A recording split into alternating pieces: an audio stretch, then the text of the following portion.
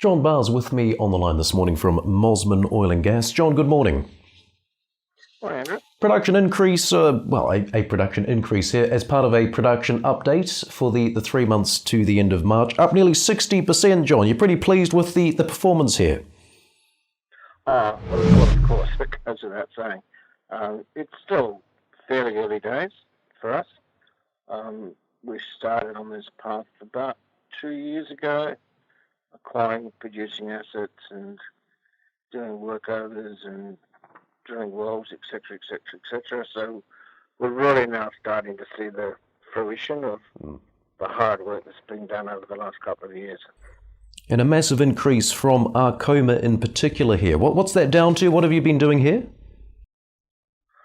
Well, with Arkoma, it's not operated by us, so we can't claim the science behind it. But we did fund a couple of workovers at Arkoma, including putting in some pretty substantial ESPs, electrical submersible pumps. I think that was about 4 or 5 months ago now.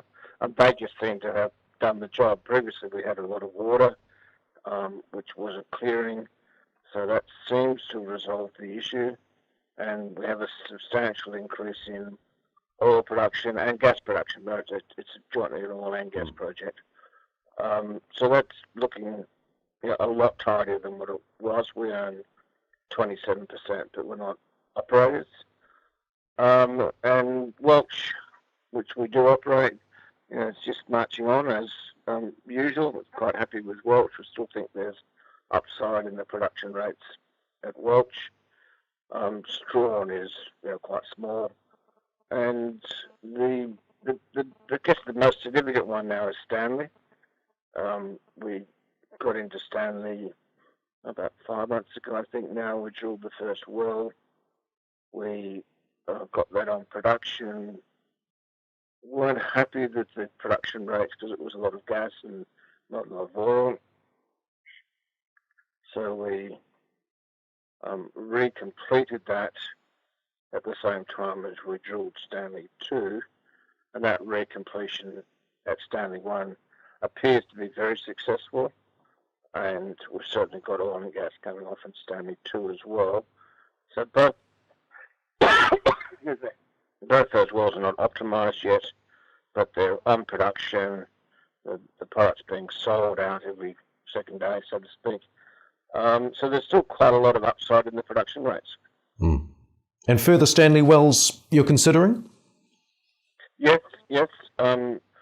We need to get these wells settled, using an accounting term, but they're not what the geos would call in steady state production as yet, so we need to get them settled. And that has an influence on the whole geographical model that we have for the project, so we'll understand things better.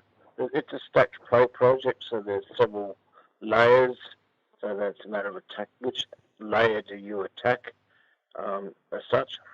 And so that work will happen over the next short period of time. And then they've got the Champion and Challenger projects, which we're very keen on. They've come in via Arkoma, via Barr, and they're our partners in the Stanley wells. And they look very interesting, quite similar sort of projects to Stanley in many ways. So we're just starting to work towards wells on those projects. And then, so the whole concept in America is keep pushing production up, keep pushing cash flow up, use that cash flow to fund the company and also to fund development and exploration of the other assets. And what about plans for Australia here, John? You're looking to acquire further seismic, are you? Yes, the significant thing that's happening in Australia in terms of us is at the Amadeus Basin. So last year we had Central Petroleum, who are producers in the basin, drill wells to the north of us, and they appeared to be quite successful. And right now, Santos, which is a large Australian oil and gas company, are drilling the Ducas prospect, which is south of us, that appears to be similar structure and certainly the same basin. And we're waiting with bated breath to see what happens.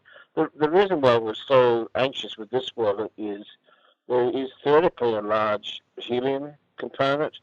Helium is in scarcity at the moment, and it's quite highly priced compared to other gases around.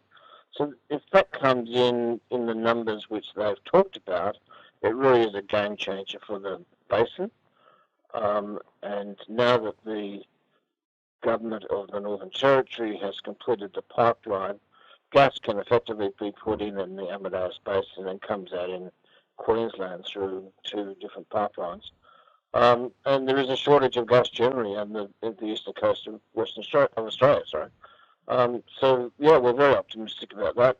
The next step for us really is to complete a seismic program. So the planning of that's underway. We've been to site. We've looked at where to lay the seismic lines. We need to get clearances from the Indigenous groups in terms of not disturbing any sites of cultural significance and all those sorts of things, which is stuff you just automatically do when dealing in the territory, and get on with the job. So yeah, we're quite excited about it, but a lot depends on the results from the Dukas property. And do you have any clearer idea on when we might start to see some of these results? Oh, well, Dukas is being drilled now, so I think it's about a 4,000 metre well. So I think you'll see that in 3, 4, 5 weeks' time. Santos obviously controlling that. And then with our own projects, we only report production every 6 months, but given the change in production volumes, we've decided to release a quarterly interim, if you like, so the market's aware of what's actually going on here. So the next production report from us will be probably in July, which will be up until the June quarter. So, and that will see the existing wells that are in production, plus we'll see both Stanley wells come into that. So this, it should be a very nice increase yet again.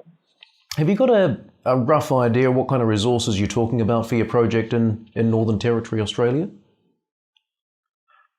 There is an estimate which was done some time ago, and that's all on our website. That's available. But I think the thing about that project is it will change depending on what Santos find in Dukas.